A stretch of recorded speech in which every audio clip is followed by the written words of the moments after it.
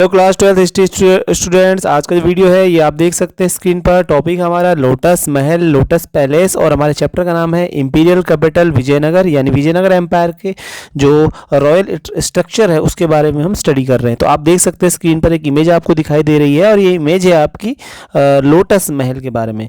तो जैसे कि हम पहले से स्टडी कर रहे थे बच्चों बिल्डिंग्स के बारे में, तो विजयनगर एम्पायर की बिल्डिंग्स को उसकी हम्पी के जो सिटी में डिवाइड कर सकते हैं टू पार्ट्स में। एक को हम कहते हैं रॉयल सेंटर और एक को हम कहते हैं सेक्रेड सेंटर। यानी विजयनगर में जो बिल्डिंग्स हैं सिटी के अंदर और हम्पी के अंदर, उसको हम दो भागों में बांटकर देखते हैं। एक को हम शाही केंद्र बोलते हैं, एक को हम धार्मिक केंद्र बोलते हैं। शाही केंद्र को हम राजकीय केंद्र भी बोलते हैं, इंग्लिश में हम रॉयल सेंटर बोल रहे हैं।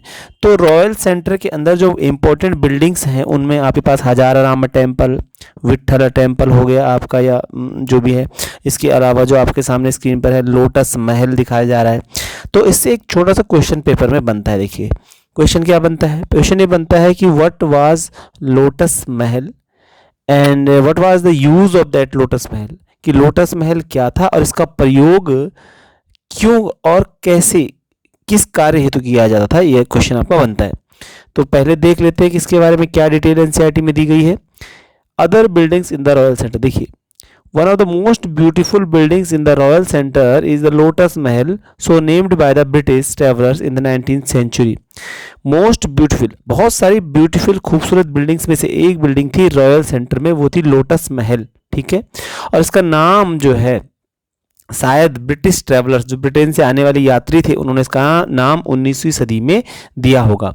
While the name is certainly romantic, नाम तो बहुत अच्छा और रोचक है इसका, historians are not quite sure about the use of that particular building. और लेकिन हिस्टोरियंस अभी तक ये कंफर्म नहीं कर पाए हैं कि जो बिल्डिंग आपको दिखाई दे रही है पूरी पूरी, इसकी जो पंखुड़ियां हैं छतों की, ये कमल की पंखुड़ियों के समान है। अगर आप ध्यान से देखोगे तो जैसे कमल की पंखुड़ियां होती हैं, ये जो ब्लेड्स जैसे कुछ निकल रहे हैं, ये कमल की पंखुड़ियों के समान है ये छतें, ये पूरा देखिए।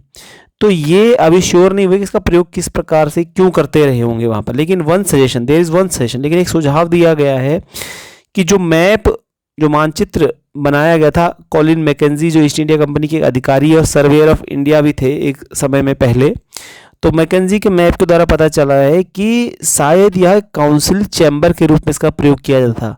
काउंसिल चैम्बर, काउंसिल मतलब परिषद और चैम्बर का मतलब भवन हो गया, तो काउंसिल चैम्बर मतलब परिषदीय भवन के रूप में शायद वह इसका प्रयोग, कमल महल का प्रयोग किया जाता था, जिसमें कि राजा अपने सलाहकारों से मिला करता था। तो कुल मिलाकर के एक टॉपिक आपके सामने स्क्रीन पर क्लियर हो जाता है कि कमल महल क्या था और कमल महल के बारे में जानकारी दीजिए, इसका प्रयोग क्यों किया जाता था। तो आपके पास आंसर आता है, कमल महल एक बिल्डिंग है जो कि विजयनगर के हम्पी सिटी के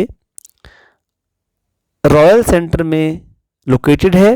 इसका use according to the map of Colin Mackenzie शायद किंग जो है अपने एडवाइजर से मिलने के लिए करता था, इसलिए इसको हम काउंसिल चैम्बर भी या परिषदीय भवन भी कह सकते हैं। इस वीडियो को देखने के लिए आपका धन्यवाद। अगला वीडियो किसी और टॉपिक पर बनेगा। Thank you very much.